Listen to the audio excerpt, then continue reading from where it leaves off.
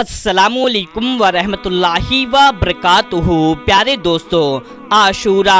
10 मुहर्रम ये तारीख बड़ी ही पुरानी है। ये दिन और रात बड़े ही मुकद्दस और अजीम होते हैं और आज की इस वीडियो में हम आपके लिए इस रात और दिन का एक ऐसा पावरफुल वजीफ़ा बताएंगे कि बस आपको एक बार, जी हाँ दोस्तों, बस एक बार, और आपको ज़्यादा कुछ नहीं बल्कि इन बाबरकती और करामाती नामों को, इस फजीलत पर सिर्फ आपको 3 बार पढ़ लेना है। फिर उसके बाद में आपको जो भी मांगना होगा, जो भी हाजत होगी, जो भी चाहिए होगा, मांग लेना। इंशाअल्लाह तबारक व तआला आपको हर एक चीज़ मिल जाएगा। मेरे प्यारे दोस्तों, जैसा कि आशूरा के दिन को यानी कि 10 मुहर्रम का दिन करबला का वाक़या पेश आया, लेकिन क्या आप जानते हैं इस दिन सिर्फ इतना ही नहीं बल्कि हज़रत मूसा अलैहिस्सलाम की कौम को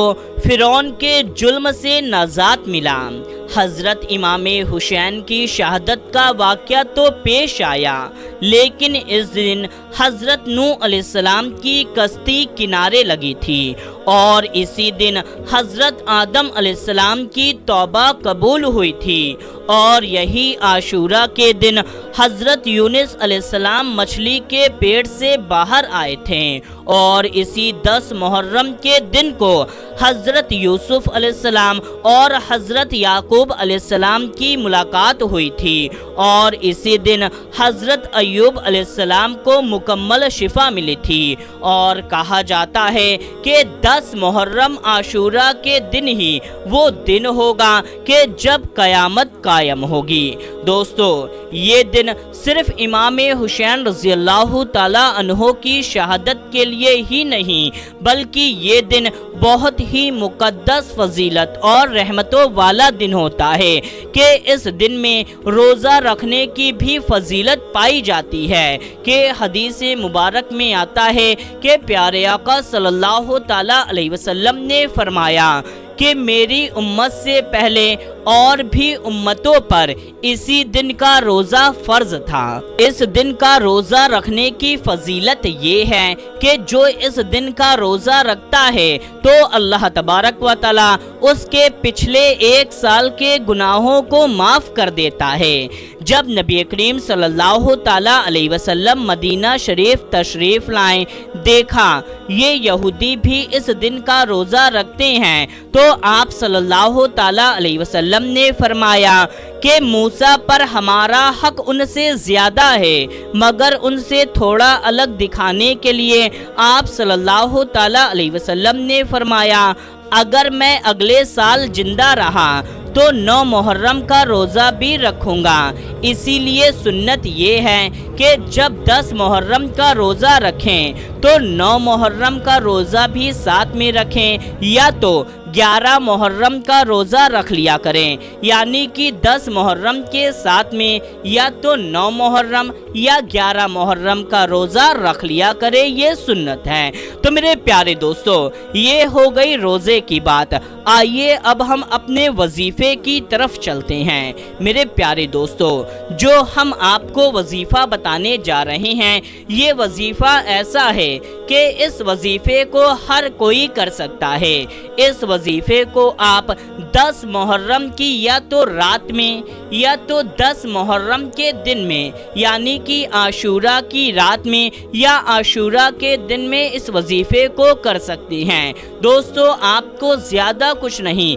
बल्कि इन नामों को सिर्फ 3 बार पढ़ लेना है। फिर आपकी जो भी हाजत, मकसद, मुराद, तमन्ना, आरजू है, चाहे आपकी हाजत मालो दौलत पाने, शादी, औलाद, पसंद की शादी, बीमारी से शिफा के लिए या कुछ भी, कितनी भी हाजतें हैं, चाहे आपकी 1 हाजत है, 10 हाजत है या 1000 हाजतें ही क्यों ना हो, बस आपको इस वजीफे को पढ़ करके मांग लेना है। इंशाअल्लाह ताला आपको सब कुछ मिल जाएगा। दोस्तों, आपको ज़्यादा वक्त ज़ाया न करके जल्दी जल्दी बताते हैं आपको वजीफ़ा करना कैसे है। दोस्तों, چاہے 10 محرم کی رات میں یا 10 محرم کے دن میں، کرنا یہ ہے ہر کوئی، چاہے ناپاکی کی حالت میں بنا وضو کے ہیں، پاک صاف ہے تو اچھی بات ہے، یعنی جس بھی حال میں ہیں، چلتے پھرتے اٹھتے بیٹھتے کیسے بھی اس وظیفے کو آرام سے پڑھ سکتے ہیں۔ تو آپ کو کرنا یہ ہے کہ جیسے ہی مغرب کی اذان ہو جائے، یعنی کہ جیسے ہی مغرب کی اذان ہوتی ہے تو دن بدل جاتا ہے، تاریخ بدل جاتی ہے، 10 محرم عاشورہ کی رات آئے تو اس رات میں یا تو اس وظیفے کو کر لیں، اگر اس رات میں ویڈیو نہیں دیکھ پاتے، وظیفہ نہیں کر پاتے تو عاشورہ کے دن میں اس وظیفے کو کر سکتے ہیں۔ تو دوستو آپ کو کرنا یہ ہے کہ آپ ایک دم اطمینان پرسکون ہو جائیں، چاہے چلتے پھرتے اٹھتے بیٹھتے کیسے بھی پاکی ناپاکی ہر حال میں، بس آپ کو ایک دم پرسکون ریلیکس ہو جانا ہے، پھر پورے یقین کے ساتھ میں اس وظیفے کو پڑھنا ہے۔ سب سے پہلے آپ کو 3 بار کوئی سی بھی درود پاک پڑھ لینی ہے، جو بھی درود پاک یاد ہے یا دیکھ کر کے کیسے بھی، صرف آپ کو کوئی سی بھی 3 بار درود پاک پڑھ لینی ہے۔ 3 بار کوئی سی بھی درود پاک پڑھنے کے بعد میں پھر 3 بار آپ کو اس کو پڑھنا ہے 3 ٹائمز، یا حیو یا قیوم، یا حیو یا قیوم۔ دوستو ہم نے ہندی اور انگلش دونوں میں لکھ دیا ہے، اس کو آپ کو صرف 3 بار پڑھنا ہے، یا حیو یا قیوم، یا حیو یا قیوم، یا حیو یا قیوم۔ اس کو پورا 3 بار پڑھنے کے بعد میں پھر آپ اس کو 3 بار پڑھیں، یا ارحم الراحمین،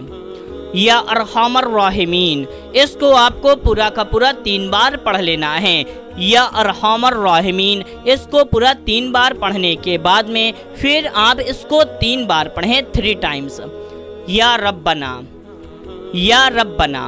اس کو آپ کو پورا 3 بار پڑھ لینا ہے، یہ بھی ہندی اور انگلش میں لکھ دیا ہے۔ پھر اس کے بعد میں آخر میں کوئی سی بھی 3 بار درود پاک پڑھ لیں، بس اتنا وظیفہ پڑھ کر کے اپنا دونوں ہاتھ پھیلا کر کے دعا مانگیں، جو بھی چاہیے، جو بھی حاصل کرنا ہے، جو بھی مقصد، جو بھی مراد ہے، بس آپ اس کی دعا مانگیں، انشاءاللہ تبارک و تعالی آپ جو بھی مانگتے جائیں گے آپ کو فوراً کا فوراً ملتا جائے گا، یعنی کہ آپ کی جو بھی حاجت ہے، آپ نے جو بھی مانگنے کا سوچ رکھا تھا، آپ کو جو بھی مانگنا ہے، بس اس وظیفے کو پڑھ کر کے مانگ لیجئے، انشاءاللہ تبارک و تعالی آپ کو مل جائے گا۔ تو میرے پیارے دوستو آپ اس وظیفے کو ضرور کریں اور اس قیمتی ویڈیو کو زیادہ سے زیادہ لوگوں تک ثواب کی نیت سے، صدقہ جاریہ کی نیت سے شیئر کر دیجئے۔ ملتے ہیں تب تک کے لیے، السلام علیکم، اللہ حافظ۔